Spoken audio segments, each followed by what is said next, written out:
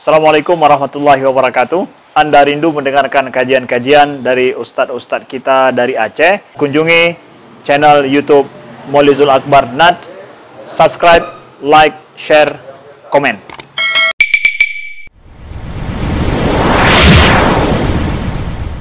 Assalamualaikum warahmatullahi wabarakatuh. Alhamdulillah rabbil alamin. وبنعمته تتم الصالحات أشهد أن لا إله إلا الله وحده لا شريك له وأشهد أن محمدا عبده ورسوله الكريم اللهم صل وسلم على نبينا وسيدنا محمد وعلى آله وأصحابه أجمعين أما بعد رب اشرح لي صدري ويسر لي أمري واحلل عقدة من لساني yafqahu qawli. Segala puji bagi Allah, kemudian salawat dan salam kepada Rasulullah, pada keluarga dan seluruh sahabat-sahabatnya. Bapak-bapak dan ibu-ibu, jamaah salat maghrib dan isya yang Allah muliakan. Di pertemuan yang lalu kita sudah menyelesaikan pembahasan perkara-perkara yang membatalkan salat. Kita sudah selesaikan perkara-perkara yang membatalkan salat. Kita sambung pembahasan berikutnya, yaitu ma taqta'u as-salah li ajlihi. Kapan salat itu boleh dibatalkan?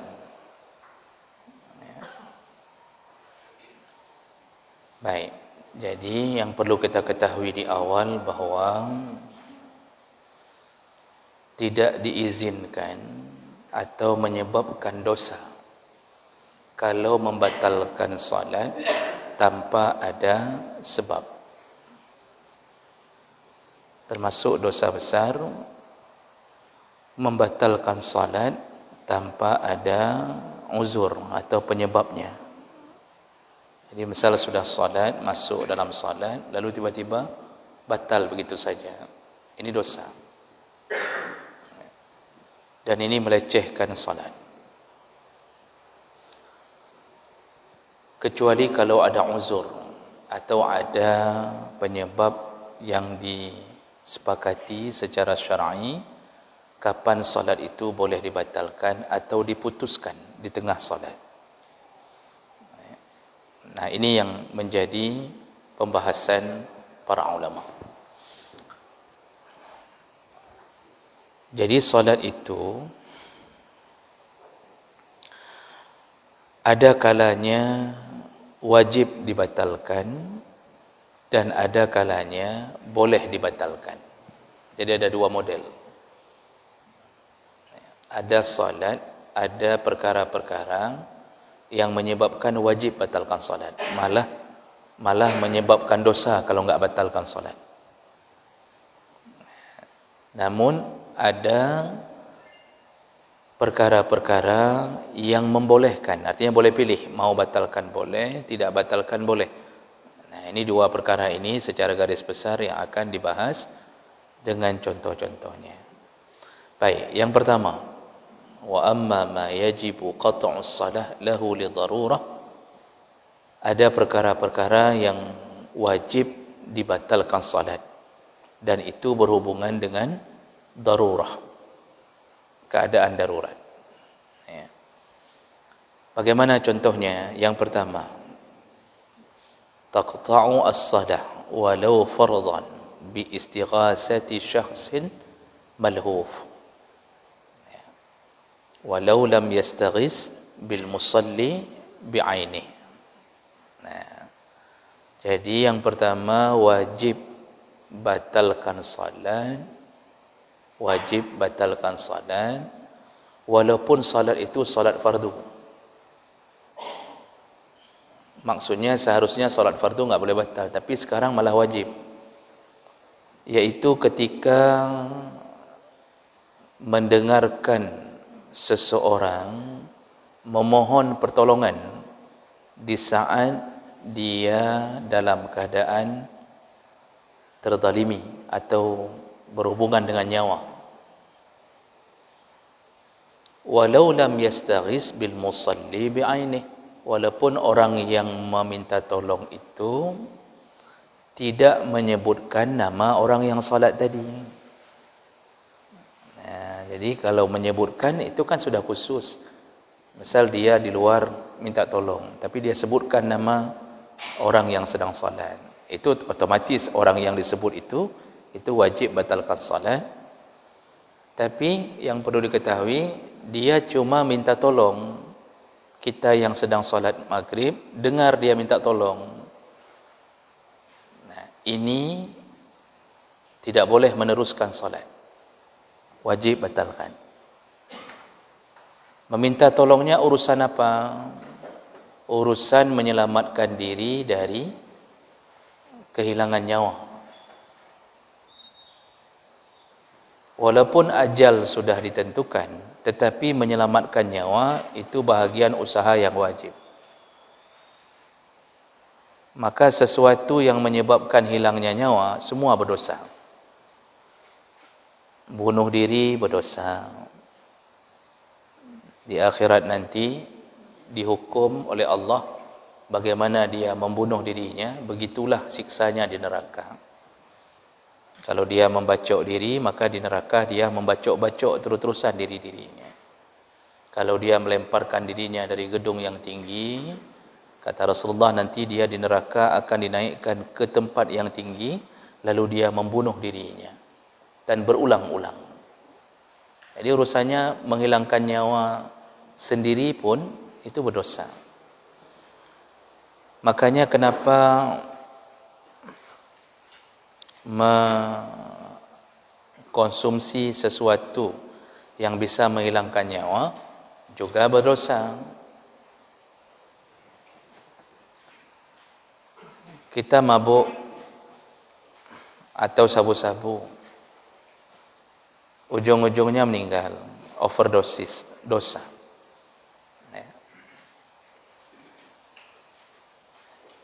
Jadi kalau ada orang minta tolong, kita sedang salat, wajib batalkan. Kama law syahida insanan waqa'a fil ma'. Contoh kasusnya, kalau ada orang yang mau tenggelam, minta tolong. Ini misal tenggelam di kolam menasah. Ada menasah yang main kulah, model kulah besar tu. Ada anak-anak rupanya terjun ke dalam kulah menasah. Udah timbul tenggelam, dia minta tolong. Terdengar suaranya bagi kita yang sedang salat. Itu wajib batalkan salat. Siapa yang mendengar segera batalkan salat. Kalau dia sudah minta tolong dan kita tahu keadaannya ini sudah dalam emergency, itu enggak boleh. Alah, tinggal 1 rakaat lagi, enggak boleh. Salat bisa diulang, tapi menyelamatkan nyawa wajib. Aw sala alaihi hayawan, atau mendengar minta tolongnya orang yang sedang diserang oleh hewan buas, itu wajib juga batalkan salat. Aw i'tada alaihi zalim, atau ada orang minta tolong sedang jahati, dirampok, mau dibunuh, begal. Ini kita sedang solat Pak, tiba-tiba di luar ada orang dibegal. Lalu dia minta tolong, ini sudah berdarah, dia minta tolong. Itu wajib batalkan solat. Jadi kalau tengku imumnya yang dengar, ya tengku imumnya batalkan solat. Bagaimana dengan makmum? Kalau makmum enggak dengar, cuma tengku imum yang dengar misal, ya imamnya batalkan solat, pergi tolong. Lalu dia bisa mengajak orang, dia bisa mengatakan, tertolongnya nilai tian, misalnya dia katakan, kita tolong itu dulu, orang itu udah dibacok itu di sana. Itu makmum juga boleh batalkan salat. Bukan boleh, wajib batalkan salat kalau sudah tahu informasinya. Kalau masalah tolong nyawa itu tidak peduli muslim atau non muslim, kecuali dia kafir harbi. Kafir harbi, kafir yang memerangi orang Islam. Itu nggak perlu ditolong, memang dia harus kita bunuh. Tapi kalau kafirnya kafir zimmi, ya, Cina dirampok, minta tolong, itu wajib batalkan solat. Dan wahwa qadirun ala ighasatih, dan orang itu yakin mampu menolongnya. Artinya paling kurang dia dengan batalkan solat dia bisa ngajak orang lain untuk menolong, maka wajib batalkan solat. Jadi kalau sudah berhubungan dengan nyawa, baik nyawa sendiri atau nyawa orang, itu ibadah Pak jadi nomor 2. Kita saja dalam fikih selalu diajarkan, kalau terjadi kelaparan, yang kita tidak ada makanan, terdampar satu tempat, kan itu contoh terus-terusan. Maka dibolehkan meminum khamar yang kita temukan sekedar untuk menahan diri, sambil mencari makanan halal berikutnya. Dibolehkan makan babi kalau ditemukan babi tidak ada makanan lain, tapi sekedar untuk menyambung nyawa. Tidak boleh makan satu babi penuh. Jadi baik ni minta bumbu-bumbu, nak panggang bumangan, enggak. Cukup sekedar makan yang haram menyambung nyawa. Nanti setelah itu cari lagi yang halal. Jadi ini urusan nyawa. Maka dalam maqasid syariah itu ada 5 yang harus dijaga. Salah satunya adalah hifdhun nafsi, menjaga nyawa. Maka semua pekerjaan yang mengganggu nyawa itu berdosa. Makanya di kotak rokok itu dibuat merokok membunuhmu. Cukup jelaskan Pak, merokok membunuhmu. Di madu ada tulisan itu Pak. Ada tulisan di madu, madu membunuhmu, enggak ada. Di bedak gatal enggak ada, bedak gatal ini membunuhmu. Tapi di rokok dibuat merokok membunuhmu. Ini menunjukkan apa? Sepakat semua ahli kesihatan rokok itu berbahaya kalau dilakukan dalam jangka panjang. Makanya muncul para ulama bicara masalah hukum rokok karena mengganggu nyawa. Itu ada yang sudah bolong-bolong di sini digambar di kotaknya dan di rumah sakit. Namun ya di Indonesia belum bisa berhenti karena memang pihak pengambil keputusan pun merokok. Jadi kiban cara kena pedang. Di MUI saja merokok. Jadi susah untuk menghentikan ini. Tapi intinya sebenarnya itu tetap sebuah masalah karena mengganggu urusan nyawa. Baik, itu yang pertama. Wajib batalkan salat kalau sudah berhubungan dengan nyawa yang memohon pertolongan untuk menyelamatkan nyawa. Wajib, kondisinya apapun. Seorang isteri tiba-tiba lari ke menasah dan kita lihat dia berdarah, suaminya ngejar-ngejar di belakang pakai parang. Itu hanya payah sambung semayang Pak. Yang berbata je semayang, tolong isteri itu. Dan ini salah besar ketika seseorang menyambung solat. Contoh kejadian yang di imam waktu gempa di Lombok. Gempa di mana? Lombok Gempa Lombok yang imam viral enggak mau batalkan solat Bang. Dalam gempa itu goyang-goyang dia solat. Itu mana ada solat lagi dalam goyang-goyang. Hati kan medet-det itu. Dan itu sebenarnya bukan pilihan yang bukan pilihan orang berilmu. Orang berilmu itu bukan itu pilihannya. Dia kabur. Dia bilang sama makmum, kabur. Keluar, lari semuanya. Nanti solat bisa diulang. Yang nyawa enggak boleh kita sambil solat tahan-tahan nyawa. Udahlah mati syahid lah hari ini, matilah. Mati enggak bisa. Itu bunuh diri itu namanya. Kalau sudah tahu bahaya tapi masuk ke dalam bahaya itu. Islam ini Pak, di ad-din yusrun, yang dibuat Allah ini agama yang memudahkan. Makanya solat 4 saja baru menemukan kesulitan berubah bisa jadi 2. Padahal kesulitannya enggak besar, cuma melakukan safar, perjalanan. Yang 4 saja Allah ringankan langsung menjadi 2. Yang sakit silahkan menjamak salat. Yang enggak sanggup salat, sudah macam-macam, terlalu tua, enggak sanggup wuduk, ulang-ulang, silahkan ambil keringanan Allah. Yang puasa boleh buka. Itu kesulitannya kecil. Apalagi yang kesulitan besar berhadapi nyawa. Ibadah ini itu pendukung akidah. Tapi kalau Allah sudah memuliakan nyawa hamba, itu nomor 1 yang harus diselamatkan. Baik. Contoh kedua. Tadi contoh pertama hubungan orang minta tolong. Contoh kedua, kapan wajib batalkan salat? Wa taqta'us salah aidan, juga boleh memutuskan salat atau membatalkan salat. Iza ghalaba ala dhannil musalli khawfun taraddi a'ma aw saghirin aw ghairihima fi bi'rin wa nahwi.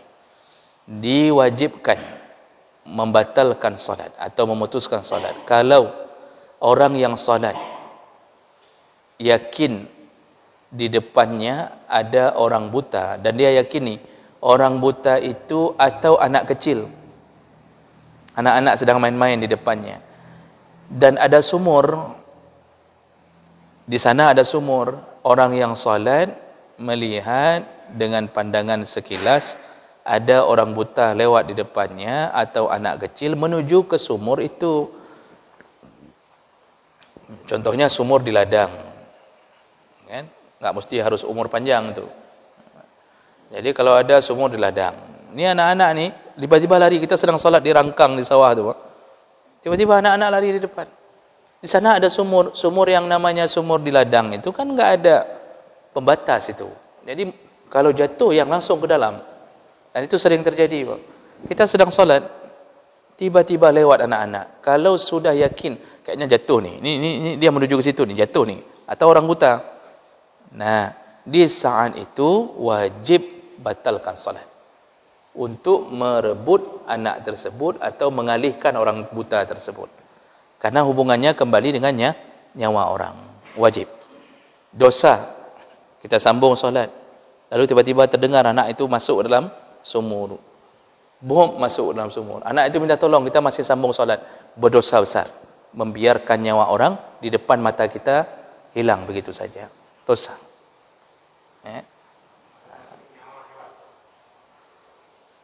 Kalau nyawa hewan itu tergantung hewan. Kalau hewan itu hewan yang menjadi harta kita, lembu kita, bukan kita lembu kita, harta kita, dan kita berharap banyak dari dia, mudah-mudahan bisa daftar haji dengan lembu ini, itu tetap wajib. Jadi lihat dulu menghabiskan harta atau tidak. Tapi nanti ke depan ada dibahas, ini ke depan ini dibahas, nanti bagaimana kalau hewan yang bermasalah, ya, hewan hilang dan segala macam. Tapi yang paling inti dulu adalah nyawa manusia. Ya, nyawa hewan tergantung. Kalau menjadi harta satu-satunya harta kita, tetap wajib. Ya, karena kita bisa kehilangan segala-gala dengan hilangnya hewan itu. Ya. Kama taqta'us salah. Begitu juga diwajibkan batalkan salat. Khaufu indila'an nar wa ihtiraqil mata' wa muhajamatu zi'bil ghanam. Termasuk wajib batalkan salat. Ini termasuk yang mungkin kita enggak berfikir ke arah ini. Kalau takut terjadi kebakaran, kan bukan lagi hubungan dengan nyawa dia, Pak, tapi menghilangkan harta. Ya, jadi sudah muncul api di dapur, kita lupa matikan kompor.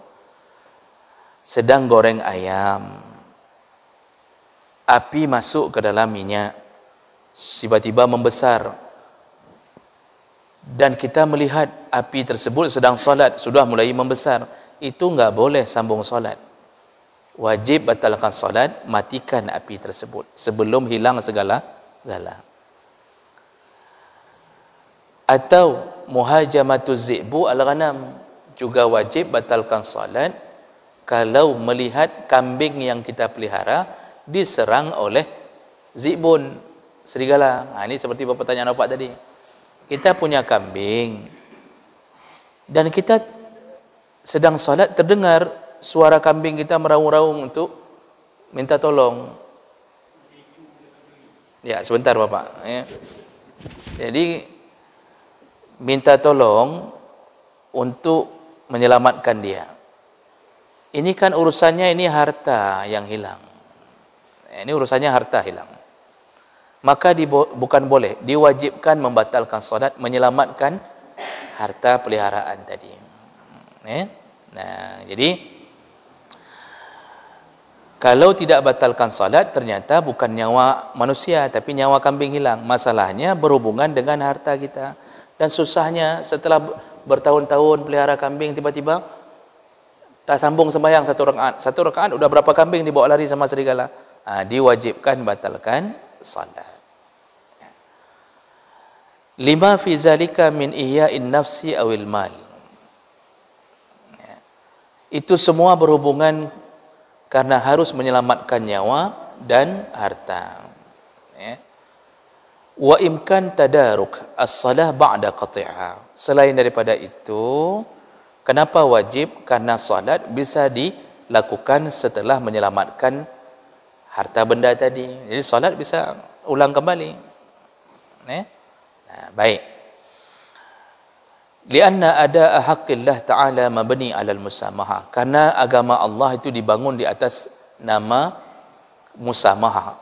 Allah begitu toleran dengan hamba. Allah juga tahu hamba ni harus selamatkan dirinya atau harta bendanya.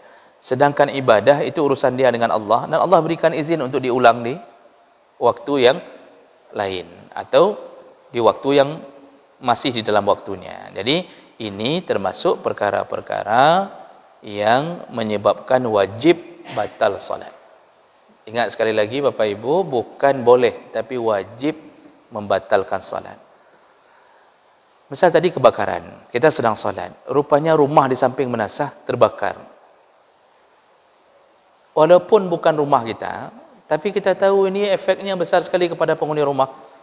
Atau kita salat subuh, tiba-tiba rumah samping menasah terbakar. Itu walaupun kita tahu yang punya rumah enggak pernah salat subuh, tapi urusannya adalah urusan nyawa atau urusan harta benda orang, itu wajib batalkan salat. Baik. Nanti masalah yang dicuri itu masuk ke dalam yang dibolehkan. Sudah, itu perkara pertama kapan wajib batalkan salat. Kemudian, wa amma ma yajuzu qat'us salah walau fardan li'uzrin fahuwa ma ya'ti. Nah, berikutnya adalah perkara-perkara yang membolehkan. Ini bukan wajib, dibolehkan untuk membatalkan salat. Kalau tadi wajib, inti daripada wajib batal salat kapan? Berhubungan dengan nyawa dan menyelamatkan harta benda yang utama, yang inti. Itu wajib batalkan salat. Sekarang boleh batalkan salat. Arti boleh, kita enggak berdosa membatalkan salat. Namun menyambungnya juga boleh. Tapi lihat-lihat kondisi, seberapa besar kemungkinan kita untuk membatalkan salat. Apa contohnya? Yang pertama, surkatul mata' walau kana al-masruq li ghairihi. Iza kana al-masruq yusawi dirhaman fa aksar. Ini seperti yang ditanyakan tadi, dibolehkan membatalkan salat kalau melihat kejadian pencurian, yang dicuri adalah harta benda. Walaupun yang dicuri bukan milik kita. Disyaratkan selama kita yakin benda yang dicuri itu melebihi 1 dirham. 1 dirham 1/4 dinar. 1 dinar sekitaran sekarang 2,5 juta. Nanti kalau 1 dirham sekitar 500 atau 600 ribuan. Kita punya HP, Pak.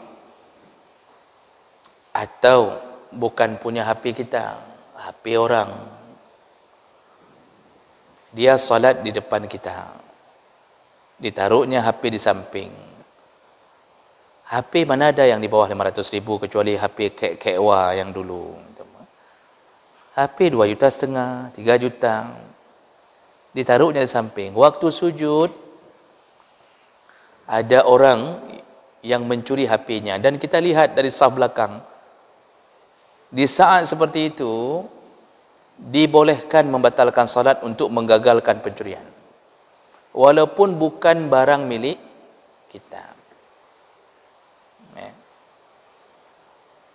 Dan ini berlaku pada semua perkara. Atas nama dicuri, yang kira-kira pencurian itu menghilangkan harta sendiri atau harta orang, itu boleh batalkan salat.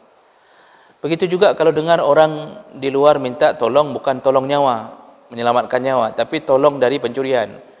Misal kita lagi solat, tiba-tiba terdengar suara orang mengatakan pencuri, misal disebutkan, atau maling.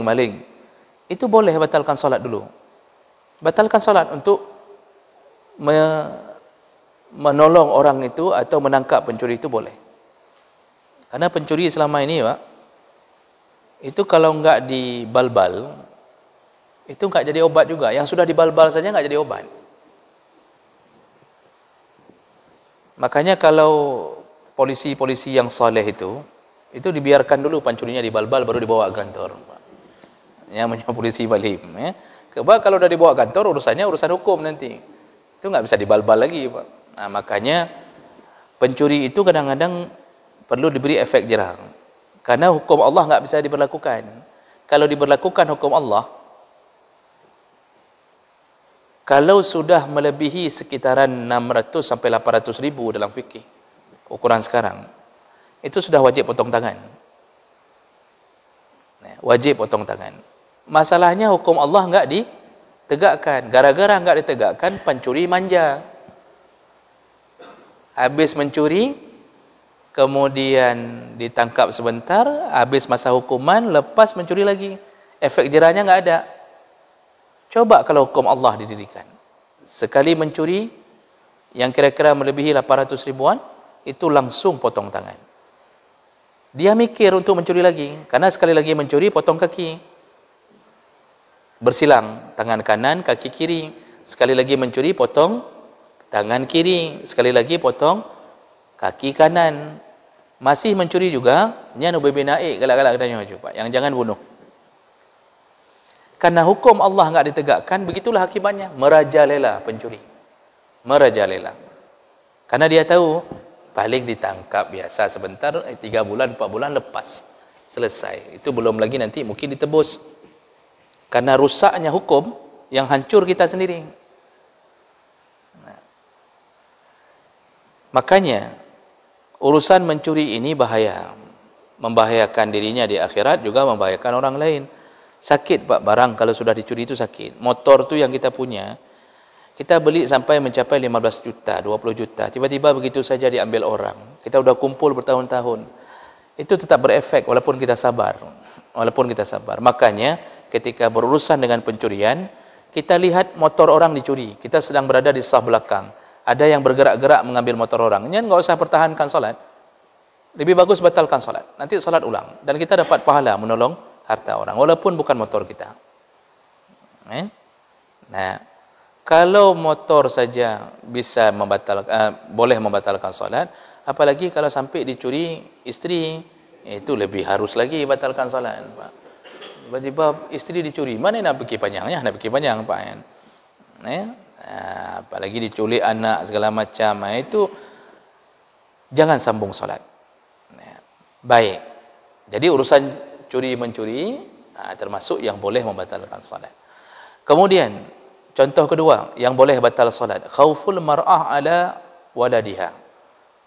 Yaitu apabila seorang perempuan khawatir tentang anaknya. Maksud khawatir anaknya bagaimana? Enggak mesti anaknya terjun ke dalam sumur, kalau itu wajib tadi. Ini khawatir anaknya nangis terusan. Ibu bawa anak.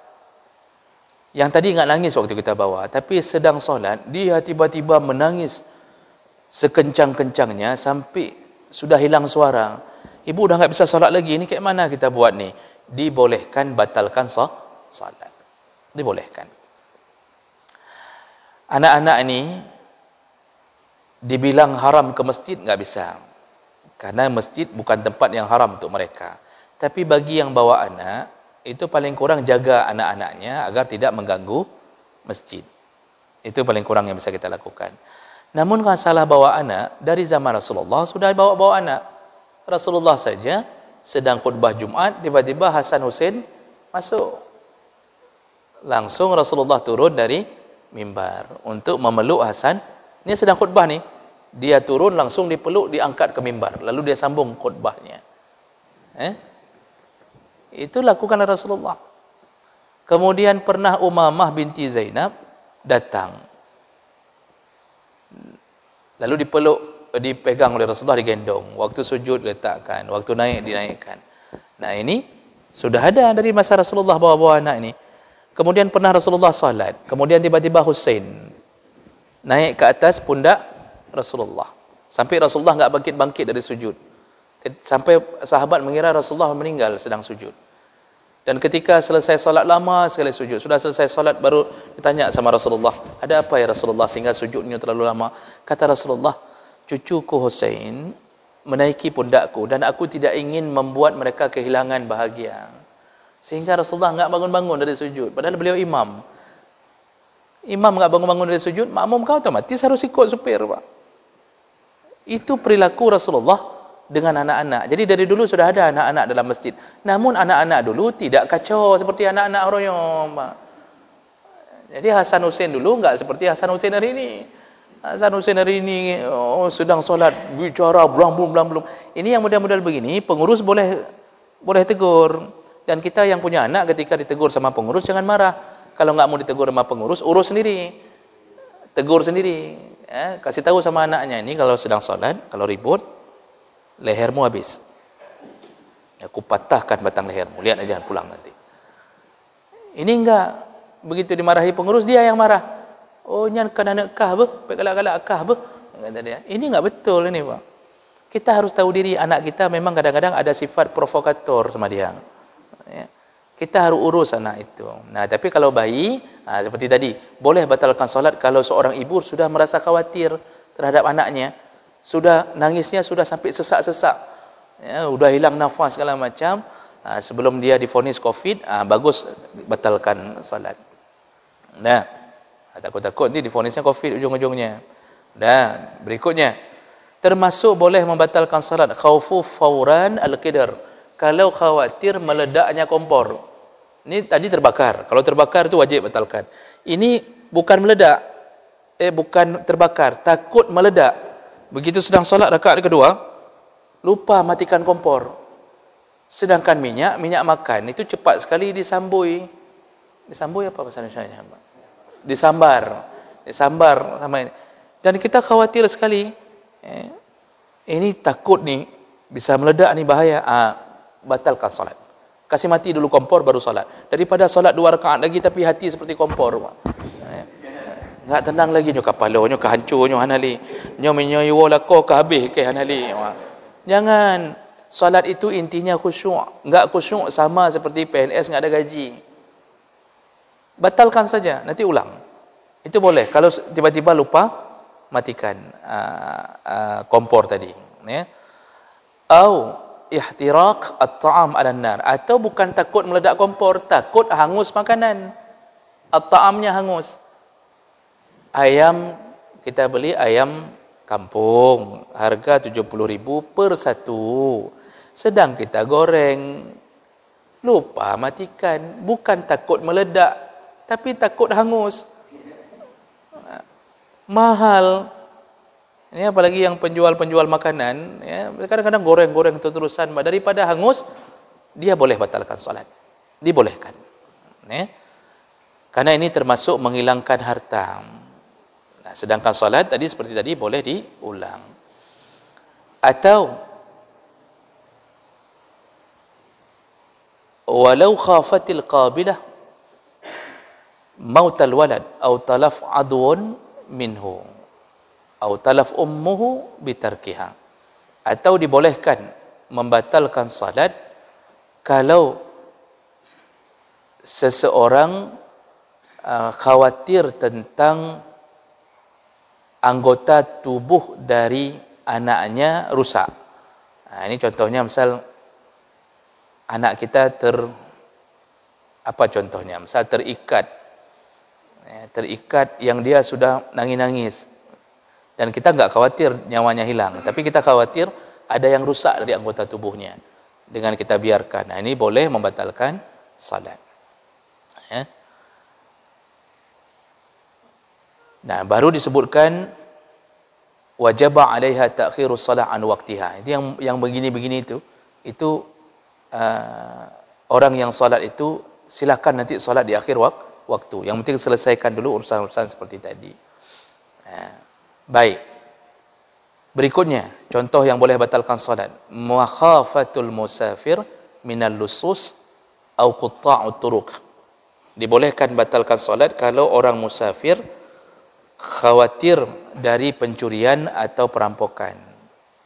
kita berhenti solat waktu musafir di salah satu masjid, sedang solat, tiba-tiba bunyi kode di mobil kita, ada yang menyentuh mobil atau berusaha menghancurkan atau apa saja, di saat itu dibolehkan membatalkan solat. Atau kita mendengar suara kaca mobil dipecahkan, itu langsung boleh batalkan solat, dibolehkan. Menghadapi pencuri, menghadapi perampok yang menghilangkan harta benda, yang kita sedang solat ni terdengar sesuatu, kayaknya mobil kita ni yang bunyi kodenya ni, maka dibolehkan batalkan solat. Begitu juga dibolehkan batalkan solat qatlul hayawan al-mu'zi iza ihtaja qatlahu ila amalin katsir. Dibolehkan batalkan solat untuk membunuh hewan-hewan yang berbahaya kalau dibutuhkan pergerakan yang banyak. Ini sudah pernah kita jelaskan. Lewat ular, sedang solat lewat ular menuju ke kamar anak kita, itu jangan sampai sambung solat. Silakan batalkan solat, pukul ular itu. Kalau bisa pukul sambil solat sekali pukul, enggak usah batalkan. Pas dia lewat langsung hantam sekali, pijak dengan kaki, mati, sambung solat, enggak apa-apa. Tapi kalau enggak bisa begitu, batalkan. Itu boleh batalkan solat untuk memukul binatang-binatang yang berbahaya tadi. Berikutnya sedikit lagi, dibolehkan membatalkan solat raddud dabbah idza syaridat. Dibolehkan membatalkan solat kalau binatang tunggangan melarikan diri, atau binatang ternak. Kita sedang solat, kita ikat lembu di luar, tiba-tiba lari, dan ada orang yang mengatakan kai pelung lemau katanya, sudah lari, atau kuda yang kita tambat lari, kita enggak bisa lanjut perjalanan kalau enggak ada kuda itu, maka dibolehkan membatalkan solat untuk mencari binatang ternak itu dulu, walaupun harus keluar dari waktu solat. Maghrib pas mau solat, pas dapat laporan dari isteri, bang lemau kai pelung, lembu dah lari. Kalau lembu lari, Pak, dibiarkan lama, kita kan enggak tahu ke mana itu lembu. Bisa-bisa besok terdengar berita dia udah di Amerika. Contoh. Itu boleh enggak batalkan solat? Kalau isteri mengatakan, bang, udah lari lembu, boleh batalkan solat. Walaupun nanti harus mengqadha solat itu. Karena itu barang mahal, Pak, barang berharga. Dibolehkan. Mencari dulu. Sama seperti, Pak, kita parkir motor. Lalu, ada yang mengatakan, ada motor yang dicuri. BL-nya sekian, rupanya dia sempat lihat BL-nya, rupanya kita tahu itu BL motor kita, maka dibolehkan walaupun tertinggal solat maghrib, nanti qadha di waktu sudah dapat motor itu. Jangan sampai motor dah dapat enggak qadha lagi, ngangan motor ngangan urang dalam rakam, ya. Sudah. Berikutnya, mudafa'atul akhbasain, dibolehkan membatalkan solat kalau menderita dua sakit, iaitu sakit dan sakit sedang solat sakit jangan tahan-tahan, jangan goyang-goyang, tarik-tarik gitu, kiban jangan tarik, Pak. Jangan, itu enggak khusyuk lagi itu solat. Apa guna solat kayak gitu, udah tarik-tarik kayak gitu, ya. Langsung batalkan, keluar, pergi dulu, pergi dulu, sudah nyaman baru balik. Oh, rupanya sudah enggak ada lagi jamaah, tetap dapat pahala jamaah kalau kejadian itu sekali-sekali. Kita memang ahli jamaah, cuma gara-gara buka puasa dengan makanan yang tajam, sedang salat maghrib rakaat kedua tiba-tiba bermasalah. Masuk WC, keluar enggak dapat lagi jamaah. Dapat enggak pahala jamaah? Dapat. Bagi mereka yang istiqamah jamaah, tapi terjadi sekali-sekali. Tapi kalau sudah setiap kali salat baru sakit perut, ya, asal salat sakit perut, asal salat sakit perut. Waktu nonton enggak sakit perut. Dia sakit perutnya waktu solat saja. Ini hanya merempak li pahala jamaah walaupun solat sendiri. Baik. Yang terakhir, dibolehkan membatalkan solat. Boleh batalkan solat. Nida ahadil abawain fi salatin nafilah wa huwa la ya'lamu annahu fi salat. Dibolehkan membatalkan, tapi solat sunnah yang dibolehkan batalkan. Kapan? Ketika dipanggil-panggil oleh orang tua. Dan orang tua ini, orang tua kita memanggil kita dan dia enggak tahu bahwa kita sedang salat. Kalau salat itu salat sunnah, disuruh batalkan. Misal datang orang tua, diketuk pintu, dia panggil mak, kok mak pula dipanggil, nak dipanggil, kan orang tua yang datang ni. Nak, ni mamak ni baru sampai dari tapak tuan ni. Oh, baru sampai dari tapak tuan. Sudah 15 jam di jalan. Sampai ketika kita sedang solat tahajud jam 3 malam misalnya, atau sedang solat duha. Dipanggil-panggil depan pintu. Sudah 3 kali panggil. Batalkan solat. Kalau berhubungan dengan solat sunnah, batalkan solat. Wa ammal fariḍah, tapi solat wajib, fala yajibuhu illa liddarar. Enggak boleh batalkan solat walaupun dipanggil sama orang tua, kecuali darar. Kecuali orang tua itu manggilnya kadang mudarat, minta tolong tadi. Jadi solat sunnah yang boleh dibatalkan kalau dipanggil-panggil oleh orang tua. Kalau enggak batal, Pak, itu nanti hati-hati kalau orang tua mengutuk kita. Kenapa? Pernah kejadian pada Jurais. Jurais enggak membatalkan solat ketika sedang solat sunnah. Ibunya datang, dia sedang solat sunnah, dan dia mikir, ni buka pintu apa sambung solat. Rupanya akhirnya dia memilih sambung solat. Ibunya marah dan mengatakan di depan pintu, dia berdoa kepada Allah. Terdengar doa itu di telinga Jurais. Ya Allah, jangan biarkan Jurais berjalan di satu tempat kecuali engkau beri fitnah untuknya. Memang enggak bagus doa ini, tapi untuk kita tahu, Pak, mulut orang tua walaupun mendoakan yang jelek itu bisa dikabulkan Allah. Maka hati-hati mendoakan yang jelek untuk anak. Rupanya betul kejadian. Jurais musafir berdiam satu kampung, lalu tiba-tiba difitnah oleh seorang pelacur di kampung itu. Dikatakan anaknya, anak Jurais, anak haram ni anak Jurais. Dipukullah sama pak kecil, tuha pet, tuha lapan. Dipukul Jurais, Pak. Ajak orang kampung dipukul semua, sudah babak belur. Lalu kemudian Jurais mengatakan, tanya sama bayi itu, bapaknya siapa? Orang mana percaya? Tanya sama bayi. Kata Jurais, tanya saja. Ditanya sama bayi, rupanya bayi itu menjawab bahwa ayahnya bukanlah Jurais. Ayahnya seorang penggembala kambing. Makanya cukup bahaya penggembala kambing. Tapi masalah itu saja, tidak semua perkara. Jadi Bapak Ibu yang Allah muliakan, wali baru pak kecil tahu ini wali Allah ni. Rupanya ini wali Allah. Kalau enggak mungkin. Maka di dunia ini ada 4 wali, ada 4 bayi yang pernah bicara. Salah satunya bayi yang kasus Jurais. Gara-gara apa? Ternyata Jurais setelah dipukul masih senyum. Pak kecil mengatakan, dari tadi kami pukul kamu senyum saja. Baru dia mengatakan, aku baru tahu bahwa inilah doa ibuku yang makbul. Hanya gara-gara tidak mau buka pintu. Maka hati-hati kalau urusan dengan orang tua. Hati-hati. Baik, inilah Bapak, Ibu, pengetahuan kita kapan wajib batalkan solat dan kapan boleh batalkan solat. Demikian untuk malam hari ini. Kita cukupkan. InsyaAllah kita bertemu kembali. Dan semoga yang berhadir Allah telah catatkan pahala, dan semoga Allah kumpulkan kita kembali di dalam surganya. Amin ya rabbal alamin. Subhanakallahumma bihamdik, asyhadu an la ilaha illa anta, astaghfiruka wa atubu ilaik. Wassalamualaikum warahmatullahi wabarakatuh.